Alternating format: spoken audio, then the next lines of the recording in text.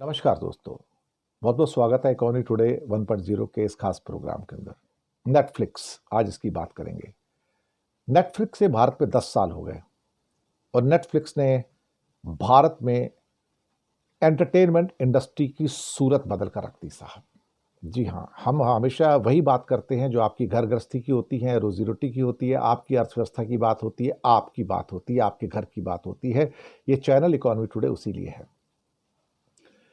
दरअसल जो ओटीटी के प्लेटफॉर्म्स हैं, जिसे स्ट्रीमिंग प्लेटफॉर्म्स कहते हैं, उसकी सूरत बदल गई पिछले 10 सालों में। नेटफ्लिक्स उनमें से मुख्यतः एक ऐसा प्लेटफॉर्म रहा जिसने हिंदुस्तान की स्टोरीज को दुनिया में पहुंचाया।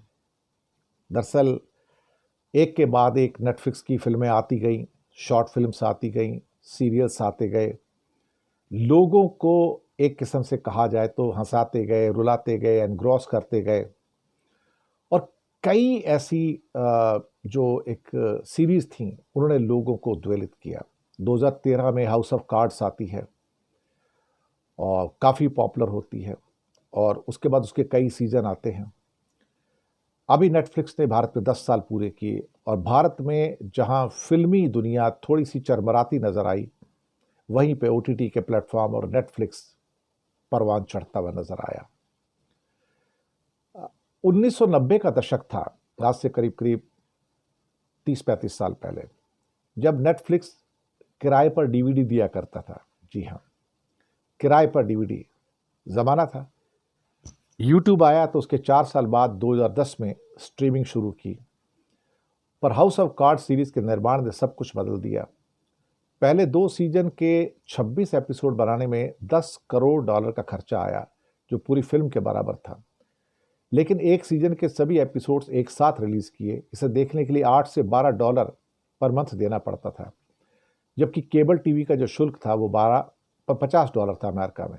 ये अब तक का सबसे बड़ा बदलाव था, लेकिन इसने पूरे के पूरे ओटीटी जगत को झकझोर कर रख दिया। इसने उन संभावनाओं को दर्शाया जो पहले कभी नहीं थी। एक ही समय के अंदर आप सोचिए कि चीजें आपके सामने थी, आपके घर में थी, और आप यकीन नहीं मान पाए। धीरे धीरे बढ़ते चले गए, कंपनी बढ़ती चली गई। फिर बाद में Amazon, Apple, Fox, Disney, Warner जैसी पुरानी मीडिया कंपनियों के साथ भी ओटीटी या वीडियो स्ट्रीमिंग जो थे वो भी आने शुरू हुए। बड़ी बड़ी कंपनियों का जो रेवेन्यू है इस समय मुझे लगता है कि billions and billions of dollars के बीच में है। टोटल व्यापार शायद $600 बिलियन के आसपास था। अब बीच में कुछ लोगों के कुछ जो प्लेटफॉर्म थे उनके विलय होने की बात भी थी। जियो स्टार के साथ भी था, पीवीआर आइनॉक्स की बात थी, कई विलय भी हुए। लेकिन कहीं ना कहीं नेटफ्लिक्स ने जो लोगों की हैबिट थी उसको चेंज किया, उसमें एक बेसिक बदलाव लेके आए। उसने दुनिया में एक बदलाव लाया। It transformed India's viewing habits on demand, personalised and diverse content consumption. जो एक ट्रेडिशनल डोमिनेंस था टीवी का और सिनेमा का, उसको तोड़ दिया। कपिल शर्मा का शो भी नेटफ्लिक्स पे आता है। Shifting to on demand viewing, and ये सबसे इंपॉर्टेंट था कि जब मैं देखना चाहता हूं तब मेरे सामने चीज होनी चाहिए। अब ये अपने आप में बड़ी अनोखी चीज थी। पिक्चर हॉल में पिक्चर लगती थी तो पता लग रहा 12 बजे, 3 बजे, 6 बजे, 9 बजे, तो उनके हिसाब से शो चलते थे। हमें अपने समय को उनके हिसाब से एडजस्ट करना पड़ता था। लेकिन यहां पर मैं अपने हिसाब से चीजों को देख सकता था, जिसे ऑन डिमांड व्यूइंग कहते हैं।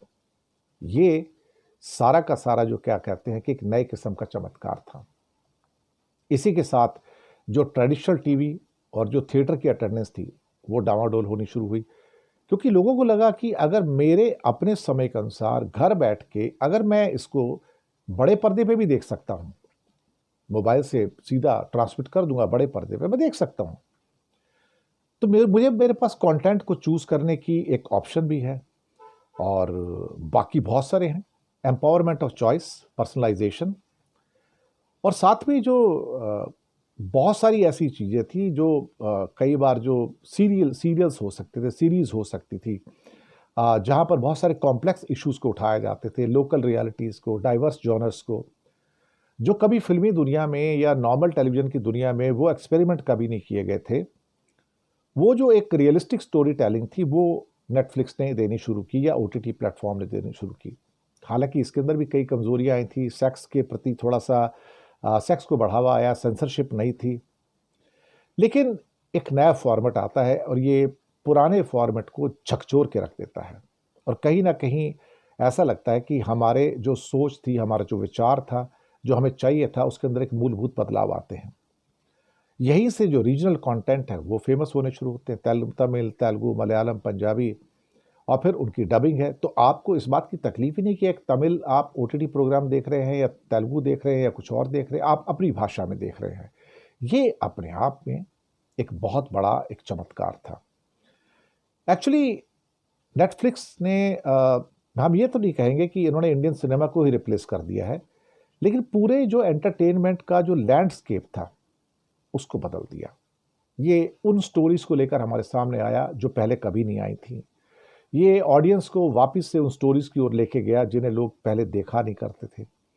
और कहीं ना कहीं इसने एंटरटेनमेंट की दुनिया में या विजुअल व्यूअरशिप की दुनिया में जो ऑन ऑन डिमांड व्यूअरशिप है उसमें शायद एक ऐसा चमत्कार किया जो हमने पहले कभी नहीं देखा था।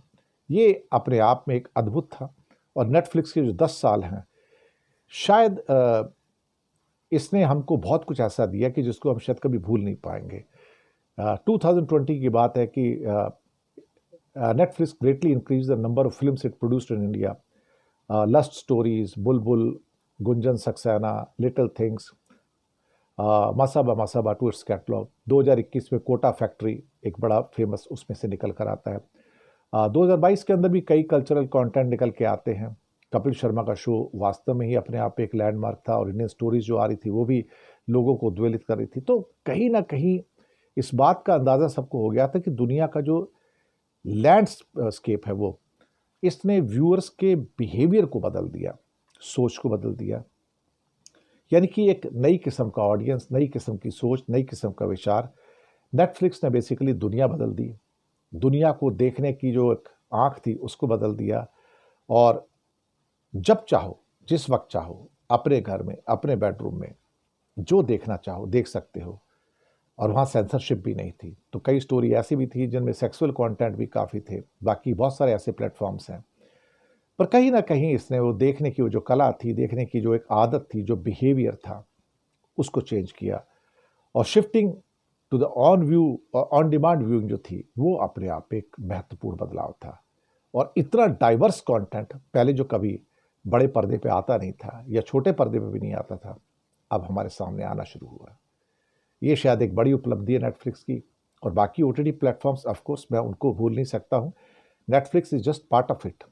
लेकिन कहीं ना कहीं इन्होंने हमारी सोच, विचार और साथ में हमारी जो व्यूइंग हैबिट्स हैं, जो हमारा व्यूइंग बिहेवियर है, उसको बदला है। शुक्रिया आपका। चैनल को सब्सक्राइब कीजिएगा। प्रोग्राम कैसे लग रहे हैं ज़रूर बताइएगा। धन्यवाद।